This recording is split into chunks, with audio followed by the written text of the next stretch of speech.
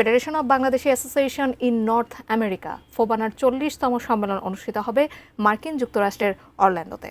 সকালে সেগুনবাগিচার DRUতে অনুষ্ঠিত সংবাদ সম্মেলনে ফোবানার কেন্দ্রীয় কমিটির পক্ষ থেকে জানানো হয়, আগামী 4 থেকে 6 সেপ্টেম্বর চলবে এই কনভেনশন।